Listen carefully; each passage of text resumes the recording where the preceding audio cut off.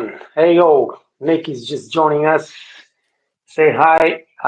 Nick Kaminski. It's a contestant in the World's Top Weighted competition. Nice to see you, Nick. Happy to be here. I'm really Thanks glad, for having me. man. I'm so happy, especially when you're a Vegas waiter. You're working in the top restaurants in Vegas. For me, that's something very, very special. Yesterday, I celebrated a special anniversary for me from a life-changing event that happened to me 20 years in Las Vegas ago. So great to have you. I'm really happy not just to have the conversation, but to have you on board of the competition. Let's go. Let's start Let's with go. tell us something about yourself, man. What's going on with you right now in your life? Well, I've been here in Vegas for about 9 years now. I grew up East Coast, small town, and always kind of had that thought of I want to move to Vegas. And it took a couple tries for it to kind of come through. I jumped around LA and then finally made it out here, and it's been really a lot of what I was hoping it would be. I think it's a very interesting city, has a tendency to eat some people up, but some people can be really successful as well, and I've been very fortunate with what Vegas has given me for these last few years. If you stay out of trouble, Vegas can be the most amazing city in the world. And all my friends that still in Vegas, they are example of that because uh, all my good friends in Vegas just became totally successful and they love their life. So amazing. And what is your current job? What do you? Let's start with your current job. Tell us what you do right now, and we're gonna go from a little bit earlier then. So right now I'm a server at a steakhouse on the Las Vegas Strip. Uh, High end, but also pretty high volume. It's a very convention-based business. Las Vegas is a very convention-based city. Summertime is a little bit slower for us, but if you work at the pools or the nightclubs, summer can be great. If you work at a steakhouse, you're looking for that September through May as really when you kind of put away your cash for the year and then kind of ride out the summer a little bit when it slows down. It was only 110 out here today, so we'll get a couple degrees 110. hotter, and it just makes it hard to want a big bottle of Cabernet and a steak when it's Yeah, for 115 sure, for degrees sure. outside. It's not for Cabernet and a fat steak. But anyway, I summer is hot in Vegas, but I love it because we were at the swimming pools all the time. We're gonna get those keys from Bellagio swimming pool, from Yep. all over the place, Venetian and so, and they're just gonna get in and party there. So it was great. But I know for me, the beginning in Vegas was very hot. So tell us how everything started. So Vegas is it's kind of split down the middle. And it's not just whether you're on or off the strip. It's more if you're within the union or not in the union. And so my first job coming out here to Vegas was in the union, and it's an amazing thing for the city. I know you said you worked at Venetian, which ironically enough is not a union property, but because you work there and because the union exists, I know that They were taking Venetian really good matches. care of us. They Really good match the care of us. same pay, they match the same health insurance, they match the same time off and call out 401k, policies. everything you think about it, they just match everything and Exactly. they were So taking care of us. servers get to have a better quality of life out here because of that. So regardless of what job you're in, the union has helped you out, which is an amazing thing. But it's also very seniority based, and it makes it a little bit harder to get in. So, I moved out to Vegas. It was 2015, and it wasn't as crazy of a time as it is now. It was still a lot more affordable as far as living situations go. Vegas has definitely gotten up in price, not quite to that, LA, New York level yet, but it's gone up significantly since I've been here. Um, and just finding those opportunities gets a little bit harder and harder. The city has Oh, yeah, a hundred absolutely. thousand waiters, and everybody's going out for the Minimum. same position. Minimum. So exactly. Yeah. All right. Yeah. Well, listen. When I was working in a top restaurant, fine dining restaurant on the East Coast in Florida, right? And I my dream was just like you. Since I was a little boy, Vegas was a dream. Switzerland was a dream for me. And I went on vacation with my, thinking that I will go on vacation. I will search for a job during the vacation, and I will find something, and I move. And that's exactly what happened. But of course, after that, when I came back, I didn't have the job no more because they don't like to wait for you. And I started from the Things bottom, very change. bottom. It was very hard, barely making money for to pay my rent at my first job. And then you just get a better job, and then get a better job, and better job. But it took me um, what 6 8 months to to get the better job. But still, when I got the better job, I was still working only lunch. In working for a top restaurant lunch, you're still not making money. So it took me another 3 months to go to dinner, and then start making money. And then I became the head waiter, and then you make a lot of money. Uh, I feel Good. that first 6 months is so difficult, and I think you had mentioned it before that Vegas is a kind of city where people come in, and if it doesn't work out, they leave. And being that you've stayed there for 6 months, just showing the people who you're applying to that you have the intention of actually staying in Vegas and not just dipping off back to where you're from, that it Hey makes a big man, difference. So the first if 6 I months was out not here can be embarrassed to really go tough. back, if I was not embarrassed to go back, I would go back because I finished all my money. All my money. I had no money. I couldn't pay my rent because I was not making money in the job. And I pay rent, I pay car. You have to eat. You have to do something like that. So in order for me to stay in Vegas, I start borrowing money from friends. Hey, $7,500. Hey, $70,000. Whatever. I mean, it was bad. So it was not easy at all. So I not gonna judge those people that come and not make it. A lot of people came and left because it's not so easy. But if you stick around, man, you have a chance to build a career. And especially when I started working for the Venetian, that was the most beautiful period in my life, my entire life. It's like, wow, what's going on, man? You're making so much money, and life is so beautiful. And I bought my house and everything. It was like a dream come true. So yeah. And to make the point that you say everything is more expensive now, 20 years ago, I bought the house. The first house I bought 21 years ago, and I bought it for $180,000 during the craziness. Everybody was buying 10 houses, 15 houses, or whatever. And now this house, I sold it 3 years later for $100,000 profit. But now the house costs about 180. Now it's costing $475,000. So that's like Exactly. three times the price, whatever, two times and a half the price. So very expensive. All right.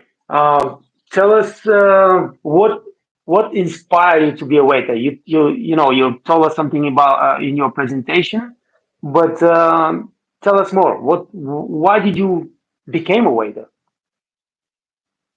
When I was in high school, I had two friends who were trying to help me get jobs, and one was working at Staples, selling office goods, and the other was working at a restaurant. And he said, "Oh, you got to come down here and check it out. You make tips every night. You walk out with your cash. It's great." And it to me is work gamified.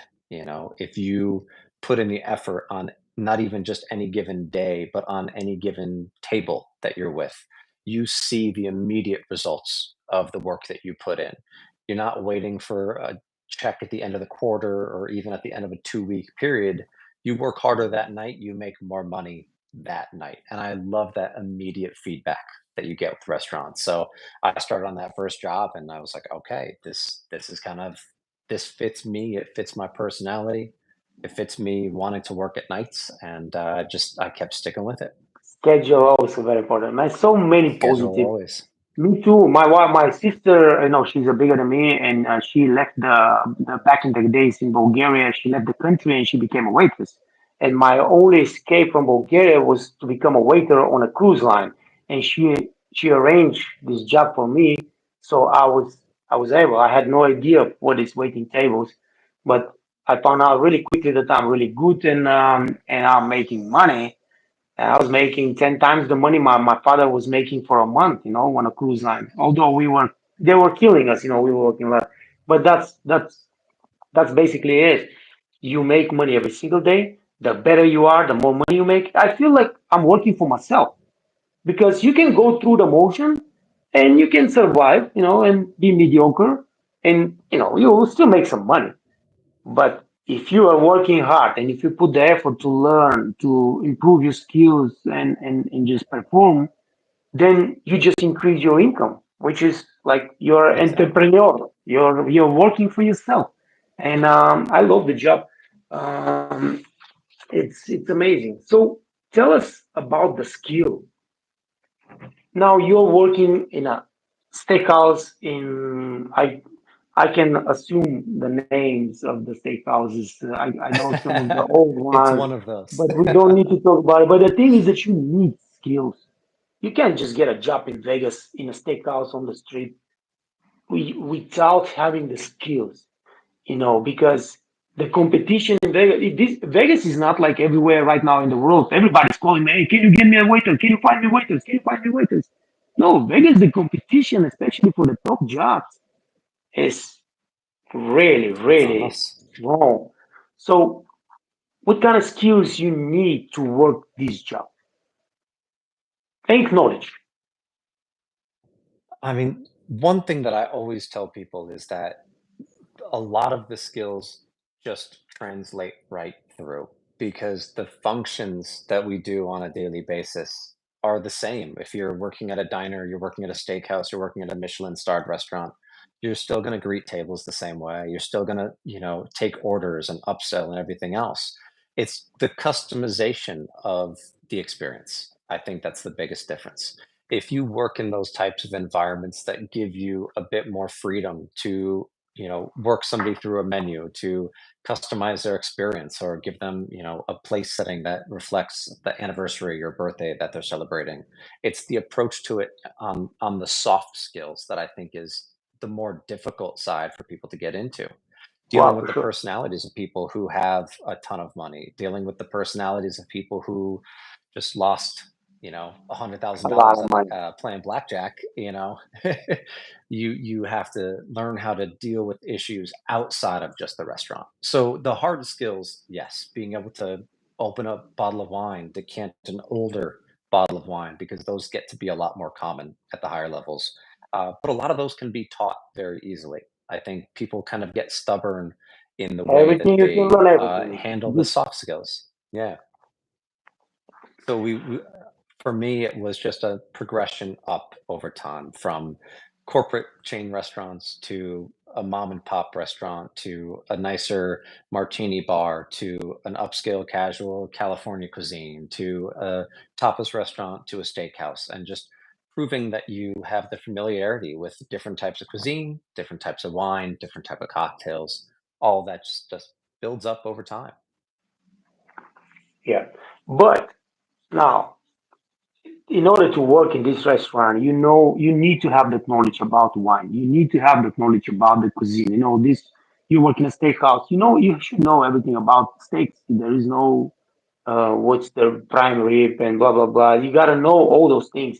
Plus, um, you say it's the same thing. You greet the guests, but you greet the guests in a restaurant, mom and pop's restaurant, in one way. Hey, folks, what's going on? How you doing today? Blah blah blah. Much more familiarity, much more. When you work in a fine dining restaurant, Michelin star restaurant, you still insert your personality in the greeting and everything like that, but you have to follow the steps of service. You gotta follow good evening, welcome, ladies and gentlemen. Present yourself, present the restaurant, and everything like that. Listen, so one of my, I was working at the Venetian. At first, I started working at the Venetian in Grand Lux Cafe. So when I started working in the Grand Lux Cafe, the system was like that. I mean, any time of the day, you have 300 people waiting online to get into the restaurant. And you know, the Grand Lux Cafe is the biggest restaurant, at least I don't think there's a bigger restaurant even now, but back in the day, it was the biggest restaurant in America. There was only one in Chicago that was more than, because Grand Lux was 780 seats. So they train us very well. They wanted to us to follow the steps of service and this and this and this and this.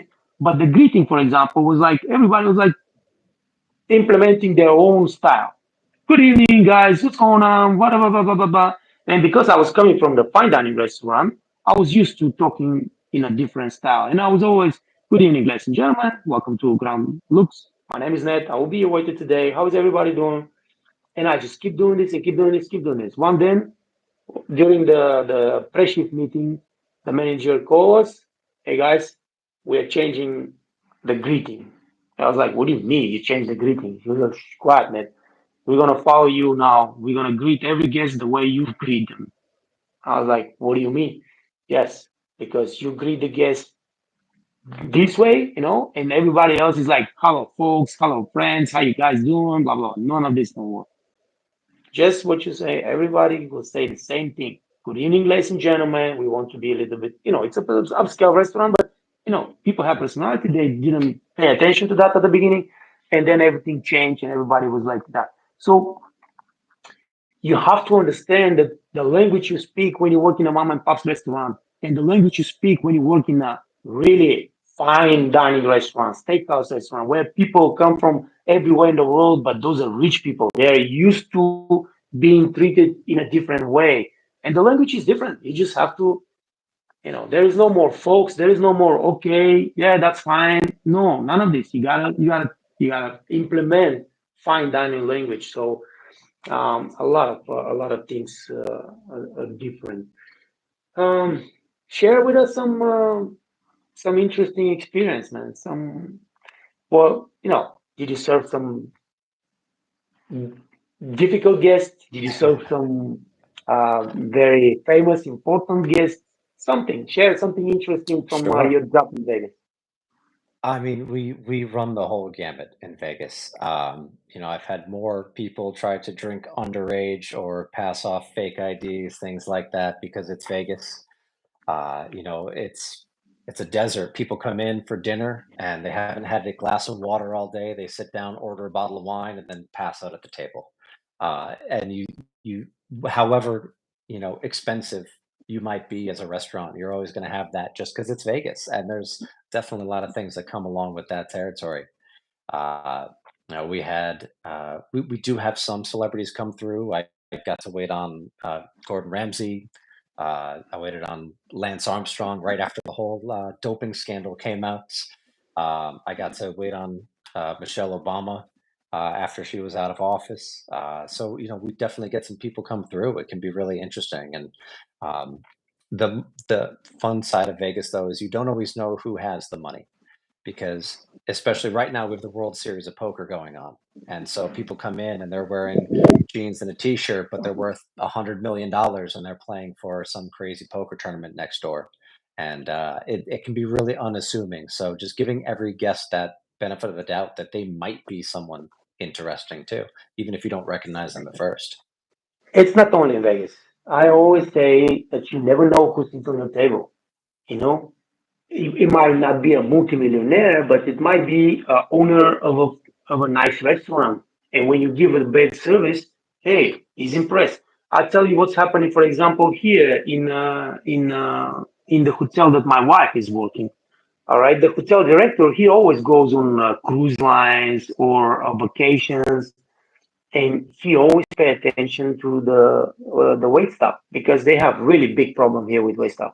And if you like somebody, hey, would you like to come and work for us? We will arrange everything, blah, blah, blah, blah, blah, blah. And that's how they bring a lot of people.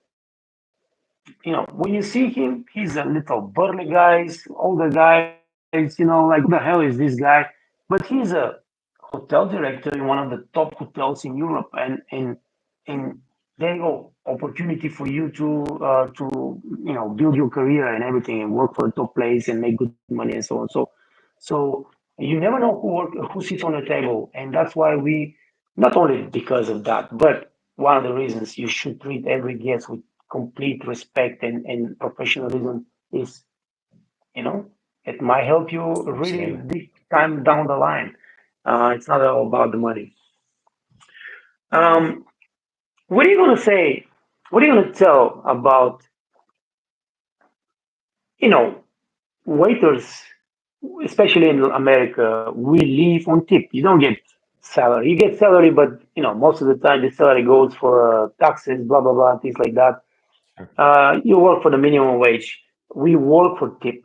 So, what do you think is the skill or the factors that help you make the most of your any table you have on the table on in the restaurant to Sure. increase your tip to improve your income?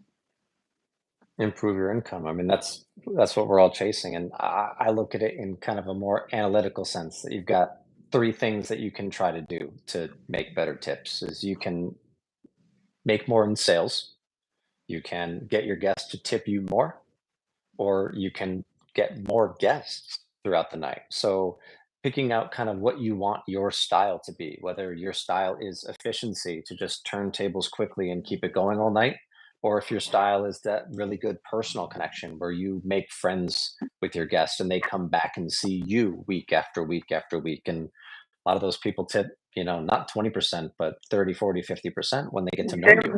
With every visit, with every other visit, you get more and more tip Exactly. because they just love you more. Yeah, for sure.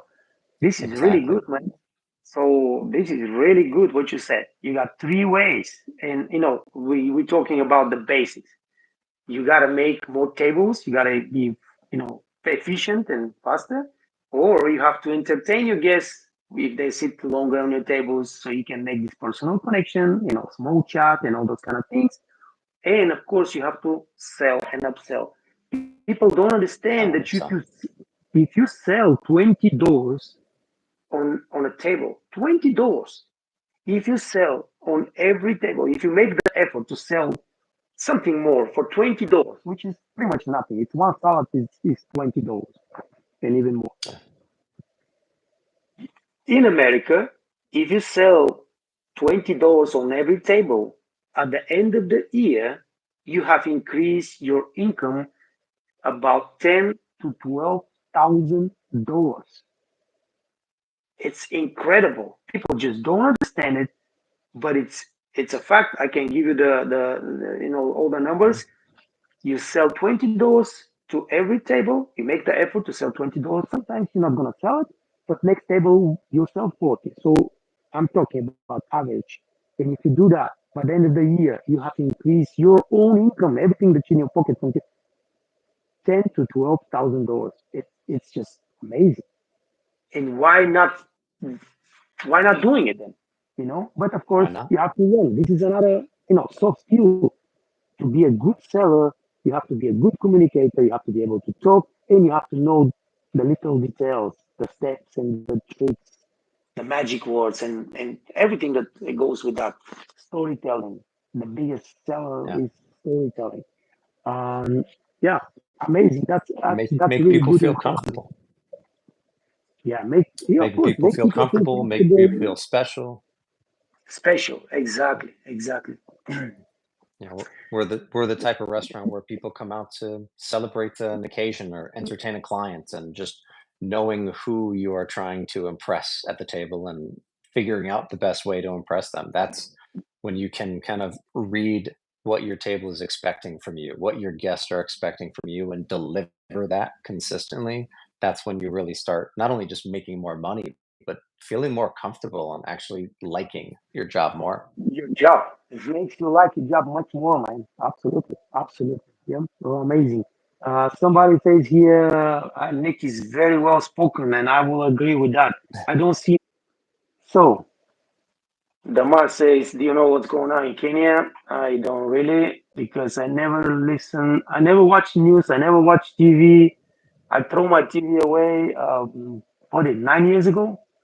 and I never read the news. Nothing. Kashun say hi, and John Fox say hey. Been a long time. Good to see you still in Switzerland. No, I'm in Austria right now. All right. So Nick, let's go with another soft skill. How do you handle difficult guests? Empathy is always first. You know, if somebody says my steak is overcooked and you get defensive and say, "Oh, Because that's the only way we can improve, and that's the only way we can provide the service that we want to provide to our guests and make them feel comfortable about the complaint. So and that's very great. Empathy is not only to your guests, but empathy to your coworkers, empathy to your even to your management, because the managers also work really hard. You gotta show empathy.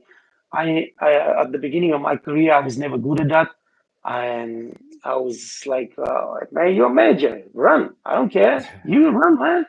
Yeah, because when you're a closing waiter and everybody's gone and you have to closing the restaurant, but more guests are coming, more guests are coming, more guests are coming, and suddenly I'm working on 8, 9 tables. Of course, I need help from the manager.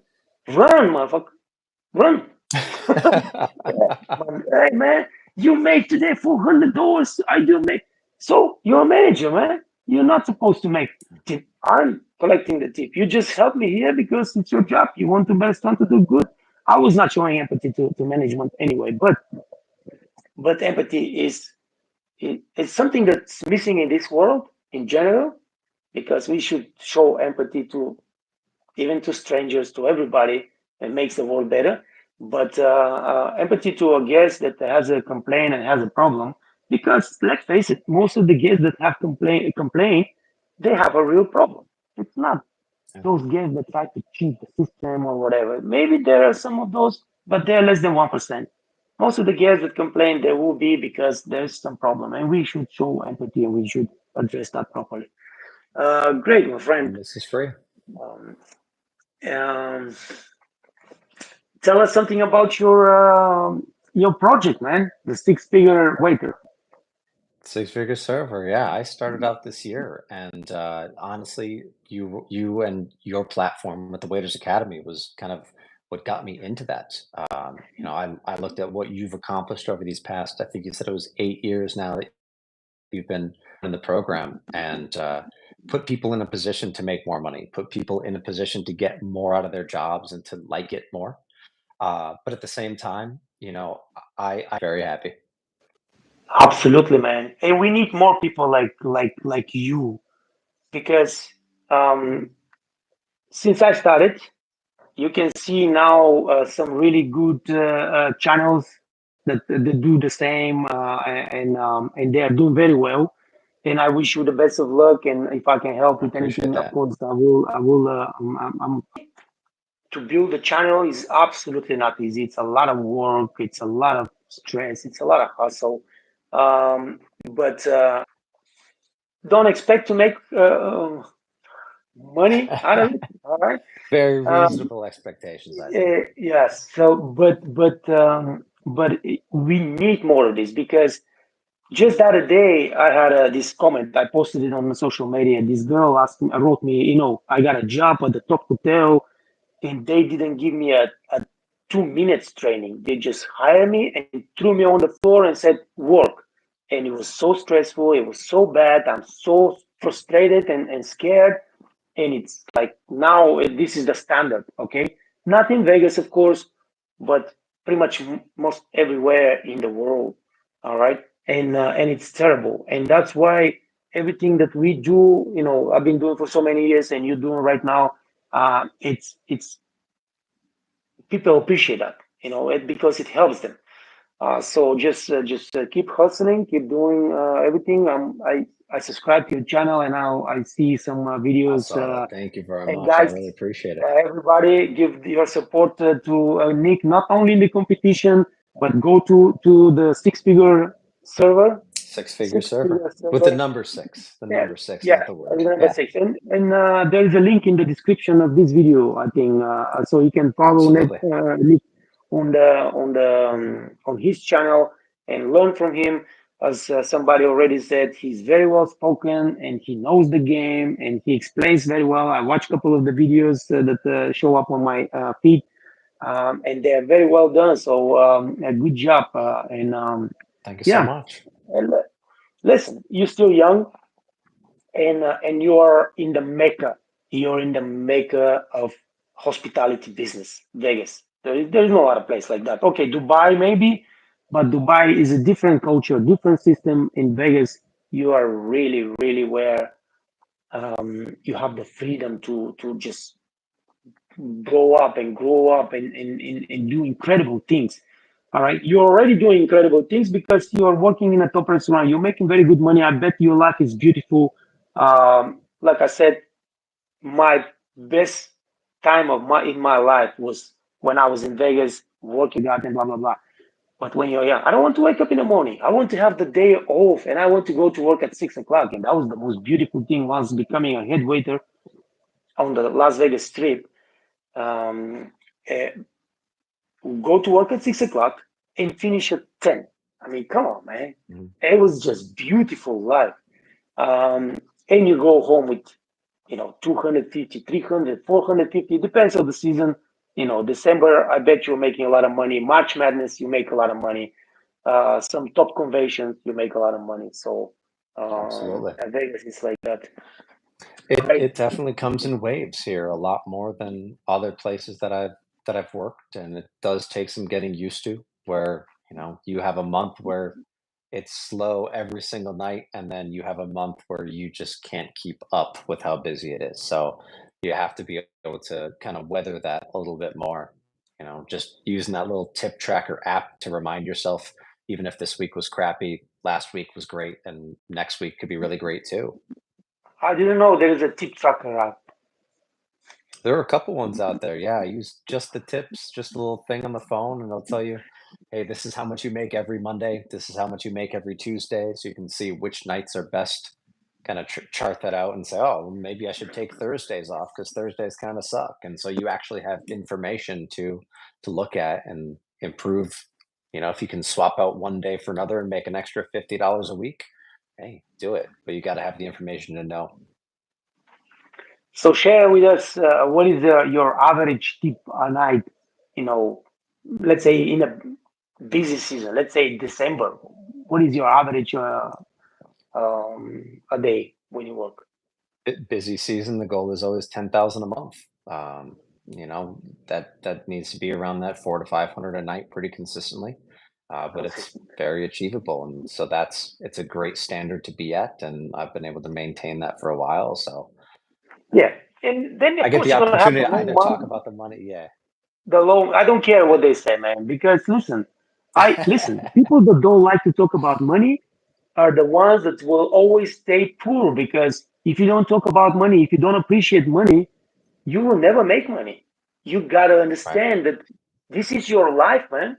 If you don't make the money, how are you gonna live a good life? They will not gonna be live. I don't care what everybody says about. Oh, don't talk about it. Don't talk about money. Well, forget that.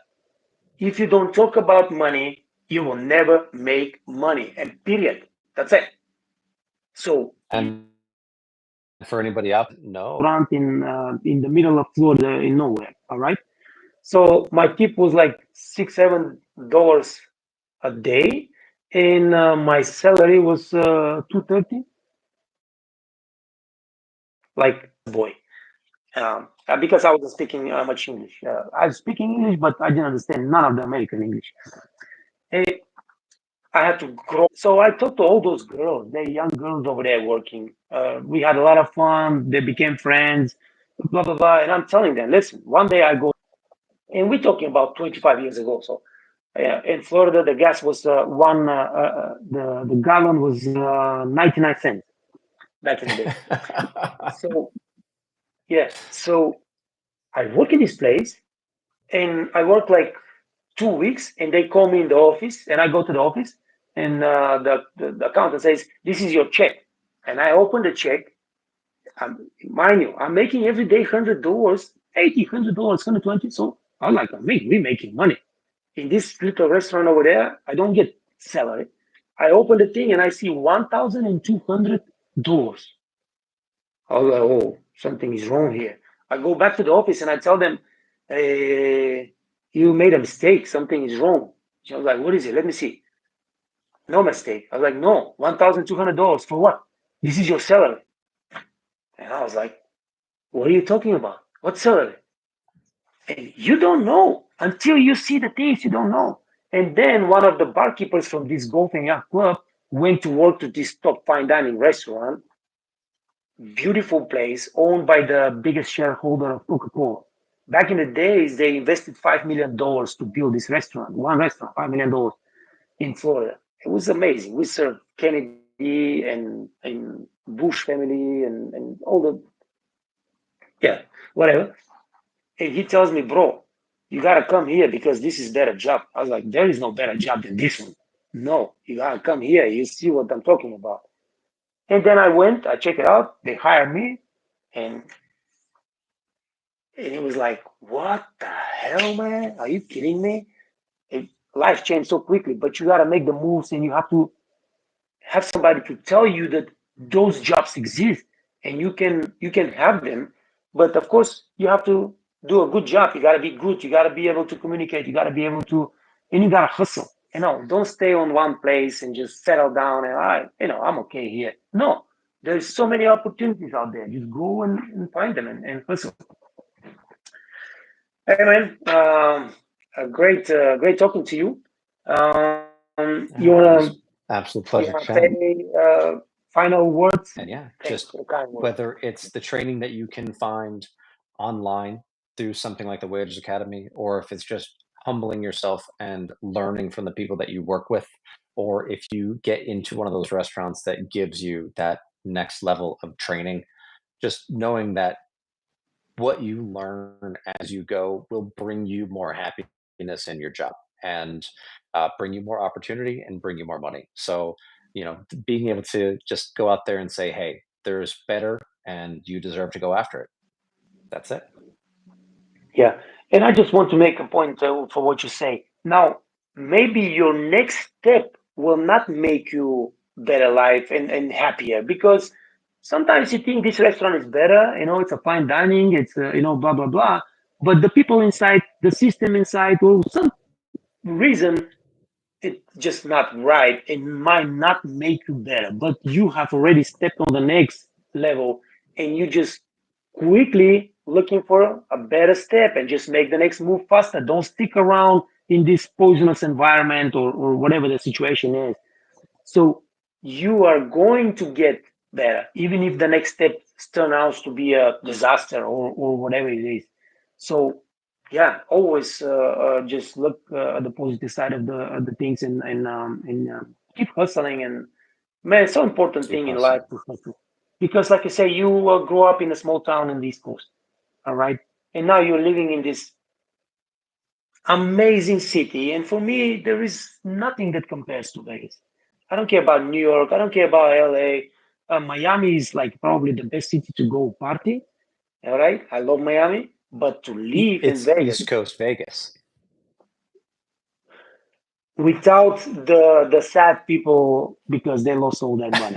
All right. And not, Miami is so chill out because they don't have the stress that Vegas has with all those people gambling, losing money, and you see some sad faces and some really bad situation. I met a lot of this. So um, Miami is just laid back, chill out, and have fun. Vegas is also a lot of fun, but there's a lot of stress also involved in Vegas. So yeah, um, great, Nick. Appreciate, man. Um, Great chat. I wish you the best in the competition and the best in the project, and of course everything in life. And like I said, um, we're gonna stay in touch, and we can help, we can collaborate, whatever in the future. And Absolutely. yeah, let's bring this job the respect that it deserves, because the You're doing reason that I every started day. the Waitress Academy was seeing all those young people coming here in the restaurant feeling like losers because you know they're working as waitresses or waiters, and I was like, what are you talking about? This is, it's not. It's not so bad, you know. I mean, I had amazing life. I bet you have amazing life working as a waiter. So Saturday, Sunday, she's off from the bank, and I'm working like hell because we have weddings and stuff like that. Let's go. 35 years old. Yeah, yeah, 35 years old. It's like, don't worry. You come, you go to school, you start a job. Nobody will give me a job. Don't worry about it. I will arrange the job. You get the job as a bar back, whatever. Start helping. You go to school. You get your diploma. Get you the bar chef diploma, and you will improve. You're gonna learn the language because she wasn't speaking German. She came here 8 years ago. 8 years ago, I got her the job. It was really hard at the beginning. Everybody was kicking her ass. Who is this woman here? Not speaking German, doesn't have experience. Why they hire her on the bar? Blah blah blah. She went to school. She finished the junior barkeeper, took the diploma. Went to master barkeeper, took the diploma. Start working more on the bar, doing some stuff. Became a bar. What do you call it here? Demi chef de bar. And then when the position opened for chef de bar, she got the position chef de bar. And she's been doing this job. And you will never, ever move her from here and send her back to a bank, whatever manager or whatever bank. She will never quit her job. And I'm telling her, listen, you know, we're going to be a millionaires now. I mean, you're not going to need to work. And she tells me, I don't give a whatever you become a millionaire, that's fine. But I want to work my job. You can never make her back to the office job. Never in her life. She's like so happy doing what she's doing. And she's been working here so for many years. She knows all the guests. Everybody treats her with the most respect that she deserves. She's doing a great job, of course, and she loves it. So here you go, example. I will never go Amazing. and sit on the freaking bureau. Right now, I'm working for myself. I'm sitting here for hours and hours on this computer. I hate every second of it. I'm telling you, man, I miss the job in the restaurant so bad.